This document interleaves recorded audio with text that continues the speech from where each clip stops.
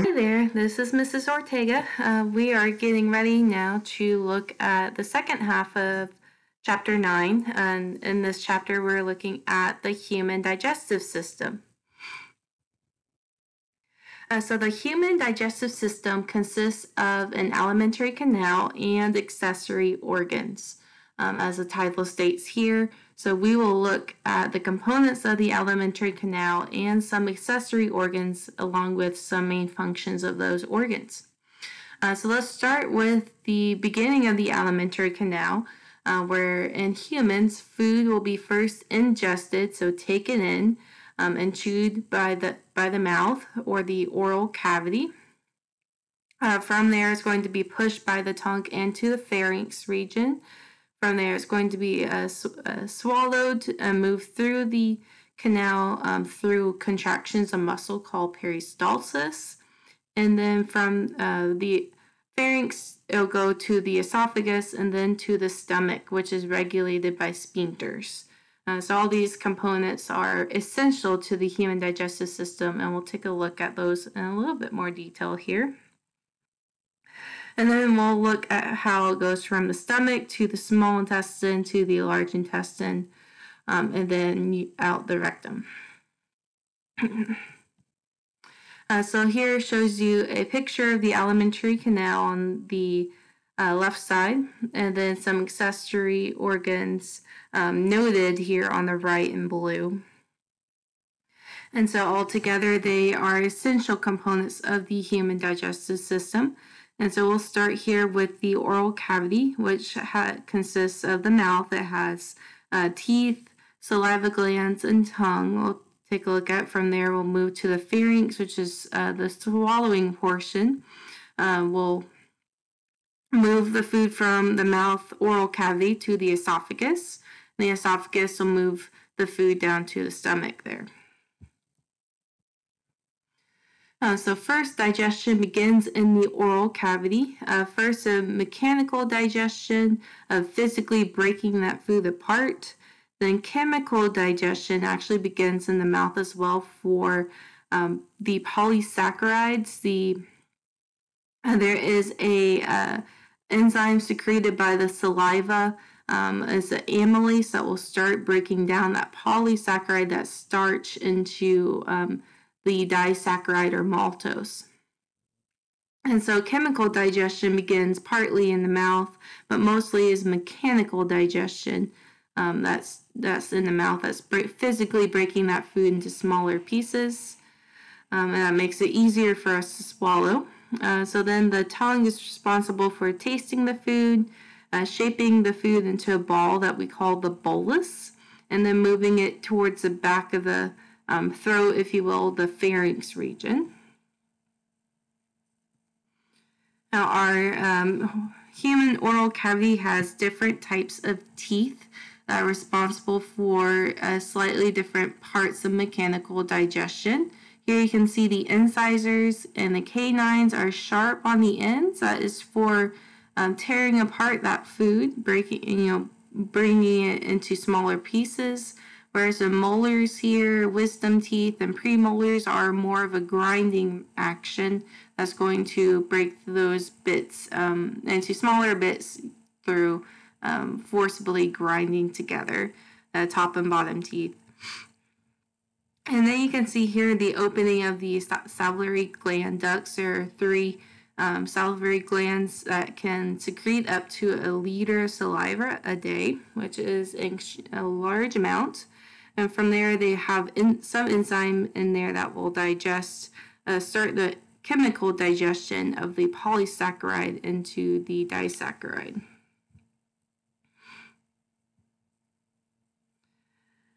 Let's see here. And so moving to the pharynx or throat region, that opens to 2 passageways. The first one's the esophagus. That's part of the digestive system that leads to the stomach.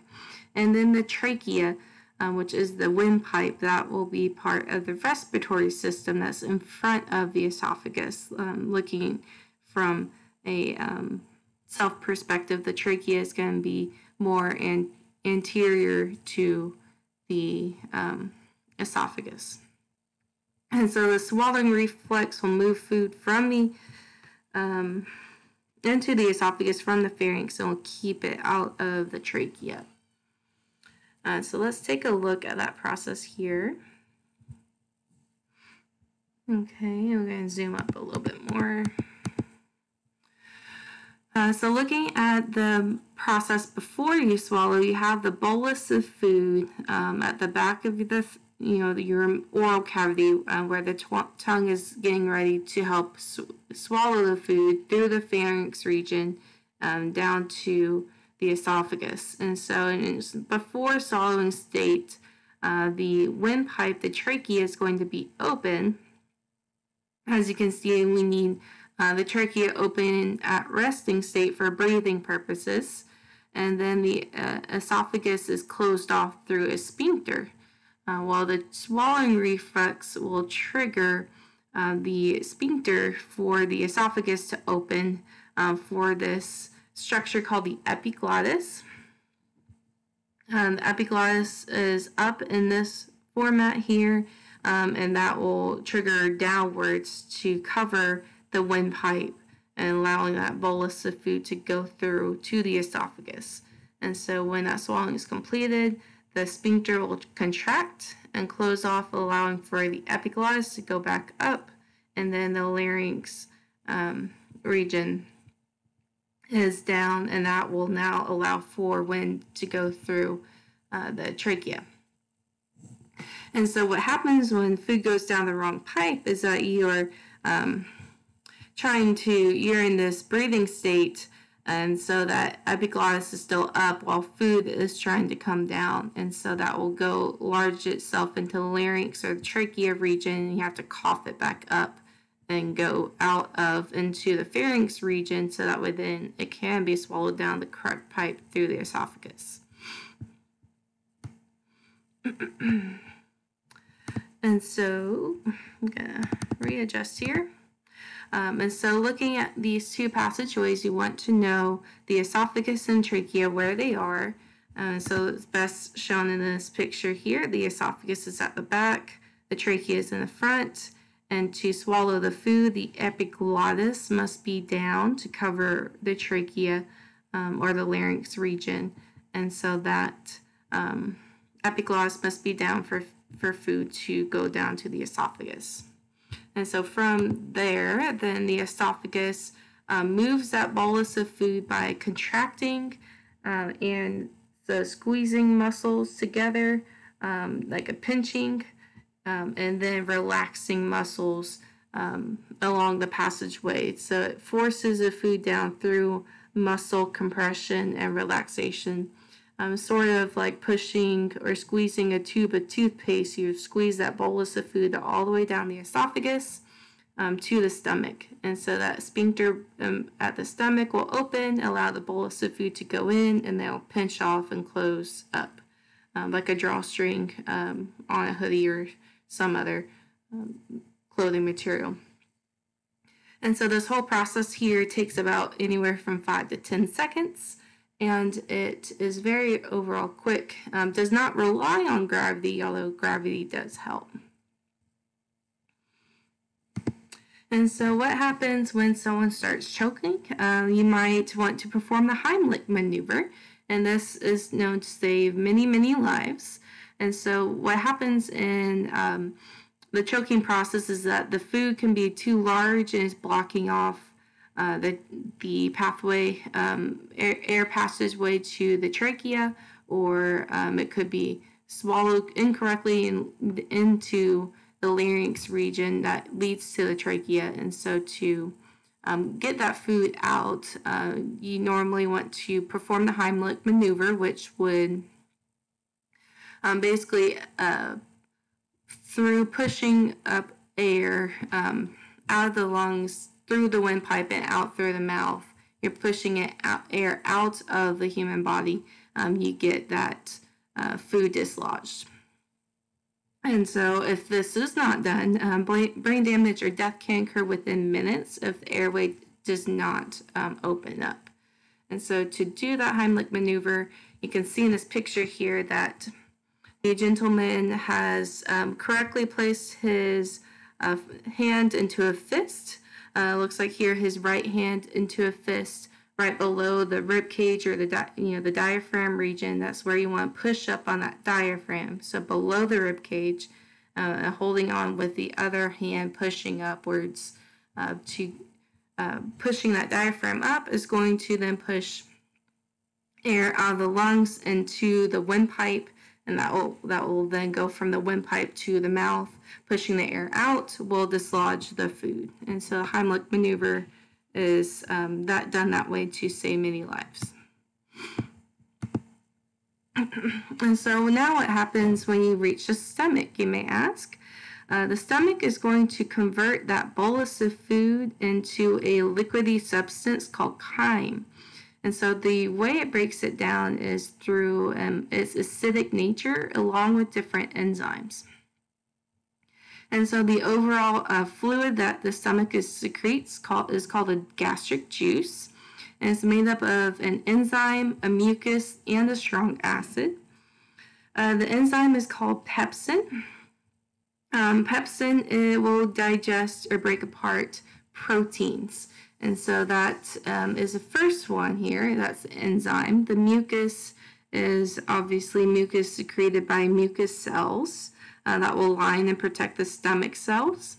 And then the strong acid is hydrochloric acid, or HCl for short. And those are all secreted in the stomach here. So let's take a look. And so here is the outline of the stomach. You can see the sphincter up here and then down here. They regulate the opening and closing of the stomach and regulate the entry and exit of food from the stomach. So once the food is in the stomach, then the lumen of the stomach, the cavity there that you see, will secrete the acid, the enzymes, and the mucus. You can see there's a hormone called gastrin that will regulate the stomach. So the absence of food from the stomach will secrete gastrin, and that will circulate throughout the circulatory system and come back to the stomach, and will increase hunger. And so that will increase the hunger response. The need to eat will rise through gastrin.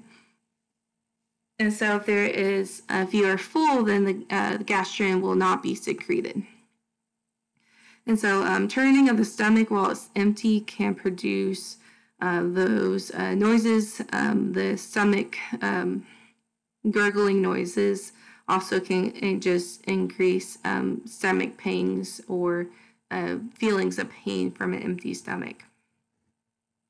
And so once food is in the stomach, it takes anywhere from 2 to 6 hours for it to digest. And so that digestion process is shown here. That the stomach actually has is lined with cells, and then it also has these structures called pits that are deep, tiny holes that will be lined with different types of cells. And here you can see they are mucus cells in this darkish red color. And then you can see chief and parietal cells. So parietal cells in yellow and chief cells in pink. And so let's look at what those will do. And so not shown here in this picture, and it's just shown here, the mucus cells will secrete mucin. That's mucin. When combined with water, this will form mucus. And so that will protect the lining of the cells. Stomach cells actually will constantly regenerate. So they're constantly getting degraded, and it's every 3 days on average you get a new layer of stomach cells. And so here the other two cells, the parietal cells in yellow here, will actually secrete the acid, the hydrochloric acid. And so they'll secrete it in part. So first secrete the hydrogen ion, and then they'll secrete the chlorine ion, and then in the stomach they combine together to form the acid HCl.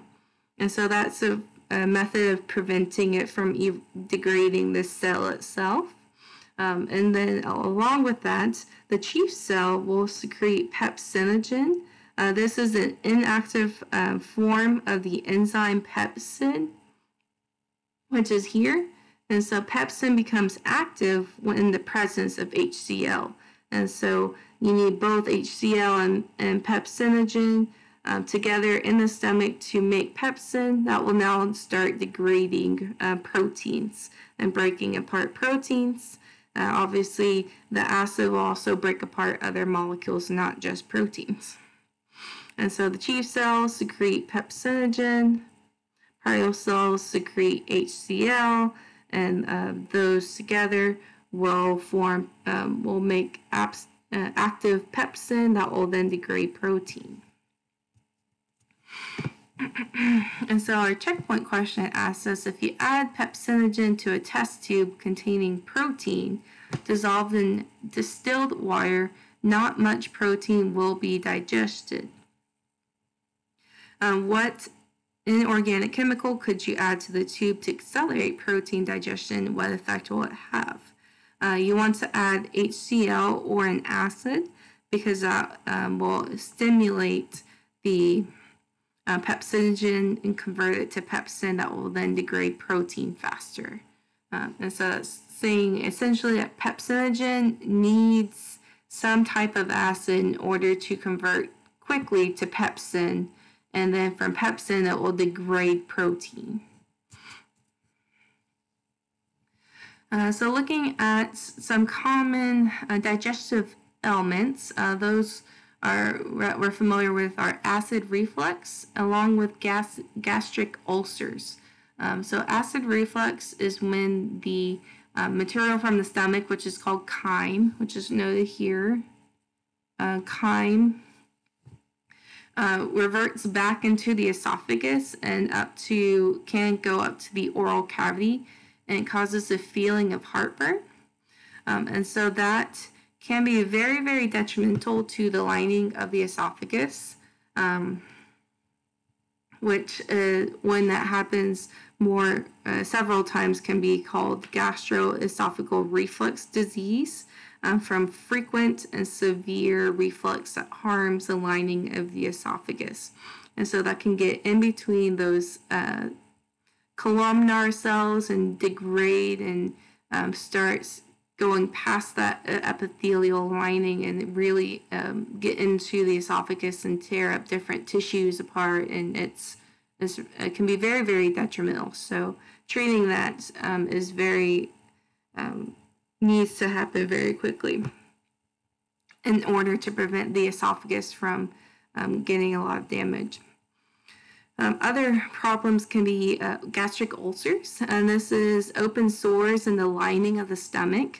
And these were once thought to be caused by stress or a very low pH in the stomach, but it's actually been discovered to be caused by bacterial infection, specifically from one bacteria called Helicobacter pylori, or H. pylori for short. And so this is known for producing ulcers in the stomach. And so you can see that here in the percent of sampled stomach bacteria, there are multiple bacterial types that form a microbiome in the stomach that can be perfectly healthy. And then there's the H. pylori, which causes the ulcer, stomach ulcer infection, and that comes from the group Proteobacteria. And so an interesting side note about this, it was discovered, this H. pylori was discovered in 1982. Researchers Barry Marshall and Robin Warren discovered this by drinking beef soup that was contaminated with H. pylori to prove that it caused stomach ulcers.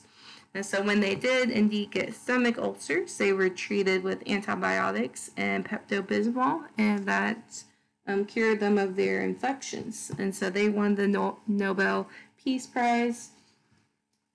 Let me check to see what year. In 2005 for their efforts.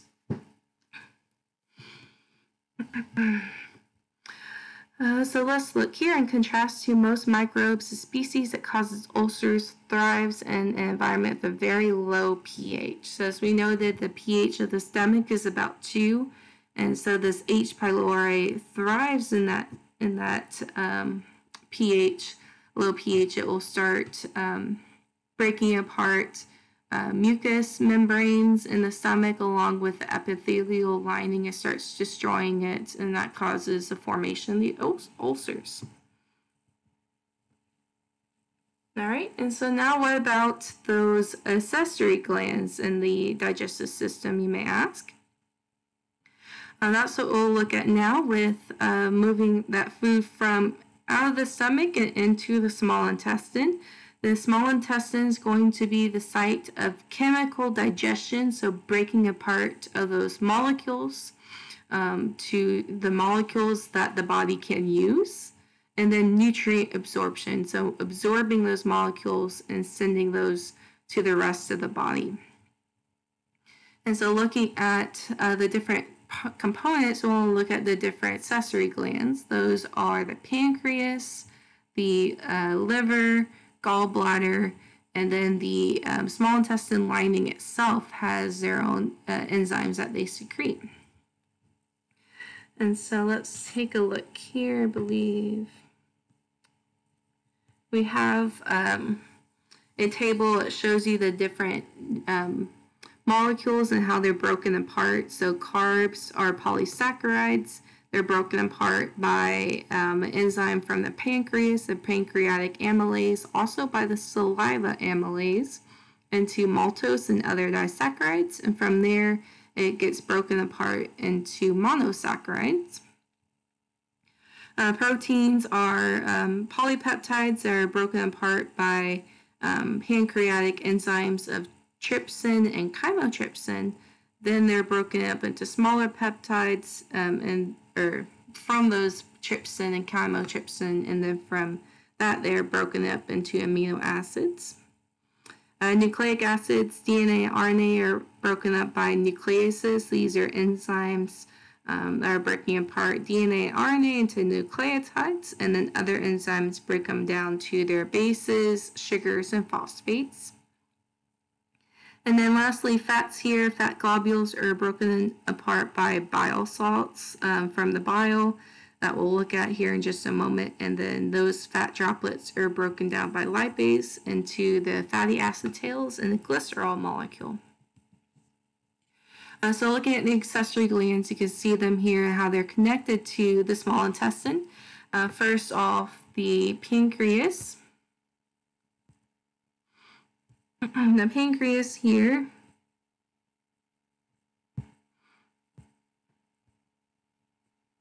in this yellow region, that will secrete enzymes through a little tiny tube here, and so those enzymes are called collectively called pancreatic juice.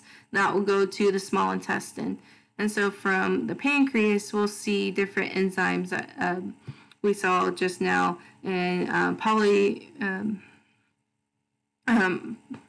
carbohydrate, protein, and nucleic acid breakdown. From there, also the liver will form a bile. This bile will then go to and be stored by the gallbladder, which is here. And so that bile will then go down to the small intestine, where it is going to break apart fats. So bile breaks apart fats. It's made in the liver, it's stored in the gallbladder, it's secreted to the small intestine where it breaks apart fats. And so pancreas will secrete enzymes that will do pretty much everything else, along with intestinal enzymes will be secreted that will perform any other breaking apart digestion, chemical digestion needs of the digestive system.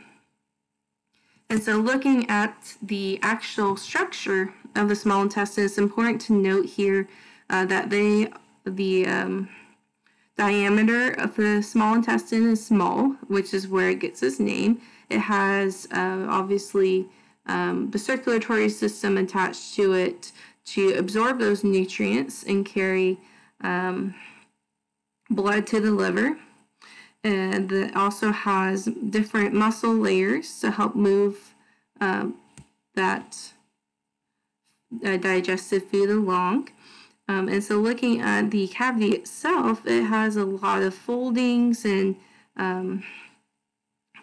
small branches called villi here that are projections that will increase the surface area to absorb more food. And so that allows for better food absorption. That's why there's so many different foldings, different projections for food absorption. And so looking at that closer, you can see that here. Each of these finger-like projections is called a villi. It has the circulatory system within it. Here you can see the blood capillaries going along it, along with the lymph vessel that will collect any blood that accidentally leaves the circulatory system. And for other uses, the lymph vessels are highly invested into all these villi here. And then you can see the epithelial cells align the villi. And on the epithelial cells, they have projections called microvilli. And so many students get that confused. Microvilli are on the cell. The villi is a finger-like projection here. And so here you can see the nutrients get absorbed by the cells. The amino acids, sugars, fatty acids, glycerol, all those get absorbed by the cells. Then go from the cell to the circulatory system, so the capillary, or in some cases to the lymph vessel. And so that is going to then send it elsewhere to be processed as needed and then sent out to the rest of the body. So at what point do food molecules actually enter the body cells? And so the answer to that is during the absorption into the epithelial cell lining the villi of the small intestine. So that food enters onto the epithelial cell that's on that finger-like projection, the villi, in the small intestine. Right, from there, the blood that we saw in the capillary in that digestive tract, that will drain into a structure called the hepatic portal vein. Then that goes to the liver, where the liver regulates it for nutrient levels, detoxifies alcohol and drugs, and synthesizes blood proteins. And so it acts as a go-between between the digestive system and the circulatory system, which you can see here. So the liver kind of regulates everything that's brought into the system by the intestines through the hepatic portal vein here. It goes into the liver, it gets regulated, and then it will be sent out to the rest of the body. And then from there, continuing along the digestive tract, the small intestine will eventually meet the large intestine. The large intestine is going to be larger in diameter, and it's actually shorter than the small intestine, and we'll see that in just a moment. The large intestine has a pouch called the cecum, where it joins up with the small intestine, along with the finger-like extension called the appendix. And so some bacteria will be in the colon that will produce vitamins that we'll see here. Let's take a look at the picture. So here it shows you the end of the small intestine and joins up to the large intestine. At that point where it joins up, it has a structure called a cecum, which in other animals has some digestive functions as we may have some bacteria living in that cecum area to help with digestion, but mostly we do have bacteria living in the colon that we'll see in just a moment, but for most part there's not a whole lot of functioning for the cecum and the appendix here, which is that finger-like projection. that can get inflamed, it can get infected, and so having appendicitis, you'll have a severe pain in the lower right side of your body, and that can be removed without any really large side effects. And so here you have, from there, food will enter the large intestine. It will go up the ascending portion, and then across the transverse region of the colon, and then down the descending portion here. And then from there, go to the rectum and the anus. So in this colon, we will, that food will be, the main focus, I guess, of this section is that the food that's still in this process is getting, the water's being absorbed from it. And so it's becoming drier and firmer. There's also bacteria living in the colon that will then produce vitamins. And so we will absorb those vitamins through our cells in the colon. And these are made by the bacteria. And so that's very beneficial for us to absorb those vitamins made by that bacteria. And eventually the waste will be eliminated. And so here on the slide before that, the large intestine absorbs vitamins and water. So that's the main function there. And that will go into the bloodstream, just like we saw with the small intestine.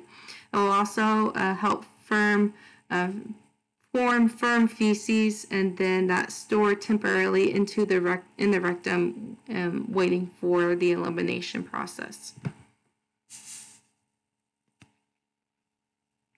And so different ailments can occur when that water is not absorbed correctly. So diarrhea can occur when too much water is reclaimed from the contents of the large intestine. Or sorry, when too little water, so when water it remains in the feces. Another one is constipation, when too much water is reclaimed. And so looking at other things, that, for example, if you're sick with some type of respiratory infection and take antibiotics, antibiotics will eliminate all bacteria in the alimentary canal, including the colon, the large intestine. And so to restore those good bacteria, normally people will take a probiotic with the antibiotic. But in some cases, when a probiotic is not taken, all those bacteria that live in the colon will succumb to the antibiotic, and then result in the loss of vitamins being absorbed because they're not being made by the bacteria in the colon. All right, and so now let's take a look at different, how this digestive system may compare to an herbivore. Herbivores usually have slightly different versions of their alimentary canal due to their different needs. Instead of having different systems to digest meat, they're going to need different components to digest those plant molecules. And so that is going to be shown here. So here you can see the carnivore versus the herbivore. The carnivore has a very long, small intestine to digest and absorb those nutrients. A very small cecum that has different various functioning. For a carnivore, it doesn't really have much function. And then the colon, which is more short in the carnivore to absorb water and produce vitamins. And then for the herbivore, you can see not quite as long small intestine, but a very large cecum that's going to house microbes such as bacteria and protists that will break apart those plant molecules, that cellulose, that tough cellulose, cutin, lignin, all those structures are found in plants. Those microbes will help them digest those things. And then the colon, large intestine here will be absorbing the water and the vitamins produced by the bacteria. And so you can see that's how the koala there will digest its eucalyptus trees or eucalyptus leaves. Another side, kind of side note here, in that there are certain animals you might be familiar with, like rats and rabbits. They will have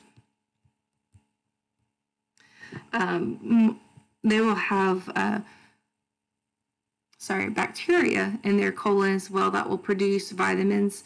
But unlike us humans, they can't absorb those right away in the colon. And so to get those vitamins, they will actually re-ingest their feces. So once that feces is produced the first time, it's rich in vitamins that those two animals for sure cannot absorb right away, and so they will re-ingest their feces to get those vitamins the second time around.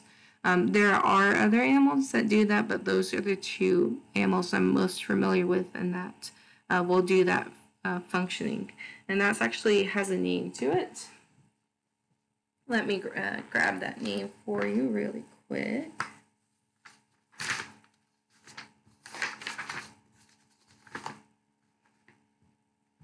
It's coprophagy.